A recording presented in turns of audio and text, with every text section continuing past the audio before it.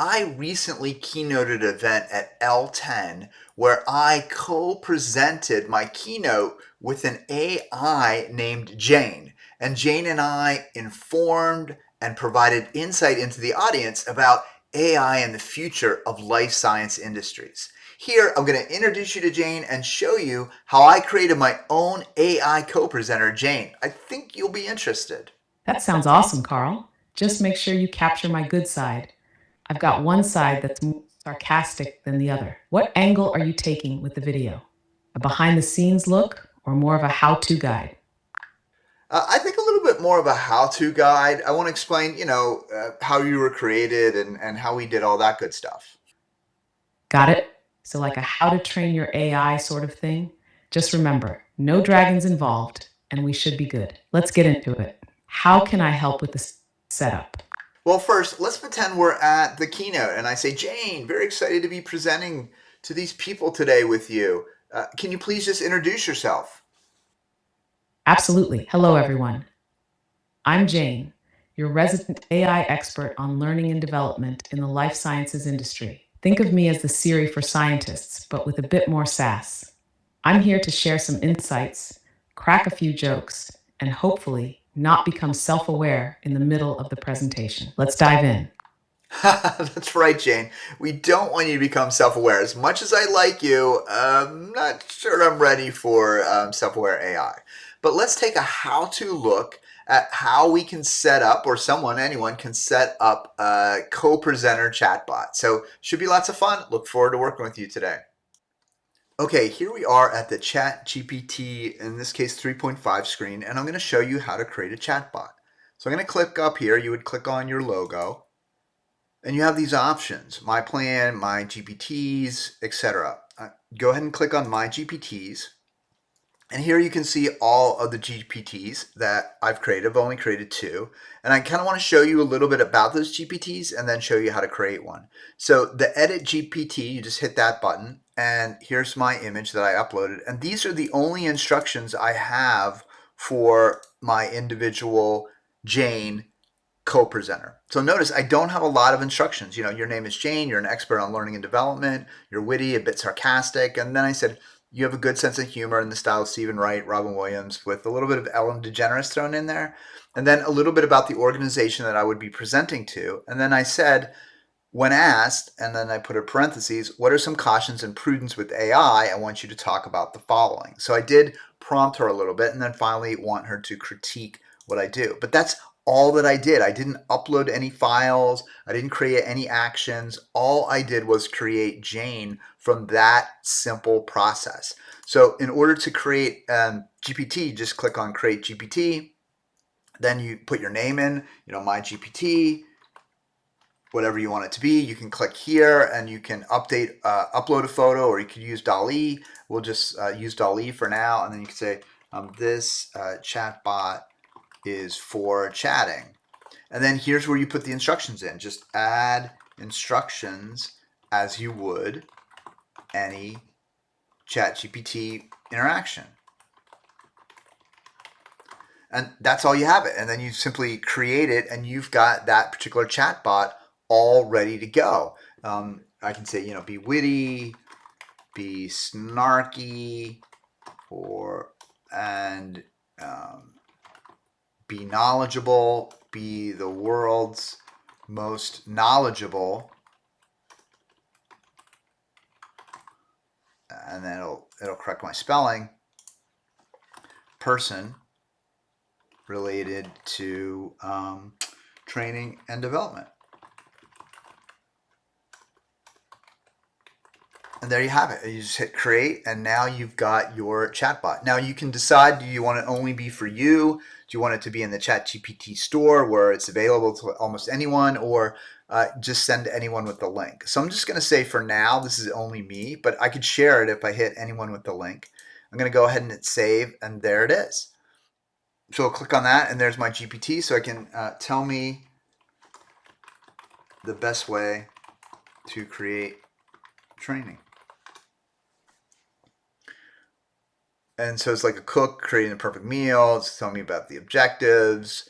It's telling me, tailor the training to learners, and just gives me all of that information that I want. So this is a very simple, quick way to create a GPT. All right, now let's talk to our GPT and see what it has to say. Okay, so I've downloaded ChatGPT mobile to my mobile device. So I downloaded the app. I click on these two lines, and once I do that, it's going to give me a list of all the GPTs I've created. Let's go ahead and click on my GPT.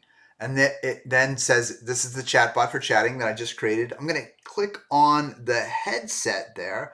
Looks like headphones. And it's going to put it in chat mode. Hey, chatbot, how are you doing? Good to meet you. Oh, I'm just a bundle of code and virtual charm, always ready to chat. Good to meet you too. What's on your mind today? Well, I was hoping you could tell me something about training and development because I need some information about it. You mean training and development? Classic mix up. So you're looking to dive into how to help people grow and improve in their jobs, right? It's all about enhancing skills, knowledge, and capabilities. Got any specific area you're curious about? How about online learning?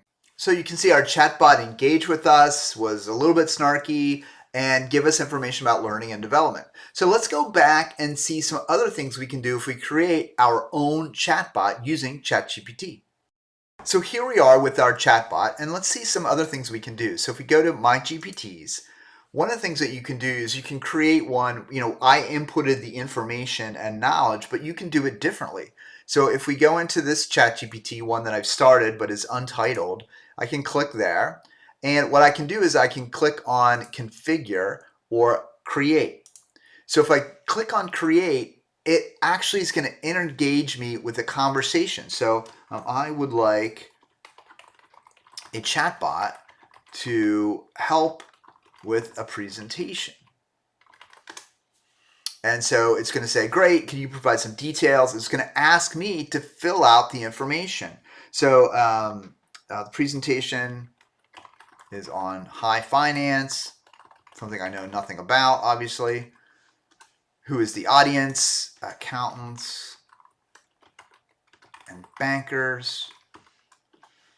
So it's going to give me information about accountants, bankers. It's going to tell me, what do you need? Content creation. So I can say, yeah, I want. So it's actually going to give me information about the finance and the presentation. It's going to give me kind of what the role of the chatbot can do. And I can say, here's the content that I want. And so it's going to help me and go through this entire process. So even though I don't know anything about finance, it's going to actually help me do this. It gives me the prompts and everything. So I'm like, yeah, this looks great.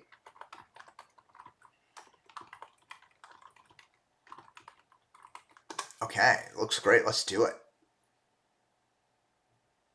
So it's going to update my GPT with the information that it provided me and all of that.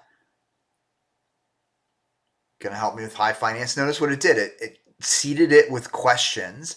And if I click on configure, now it's put all that information in there. There's the role and the goal. There's the guidelines. There's the clarification, the personalization, even conversation starters. I could add my own conversation.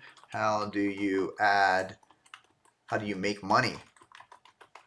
Right? You could do any kind of thing like that. And you have all of that information in there. And then I can ask questions about high finance. What is a bond?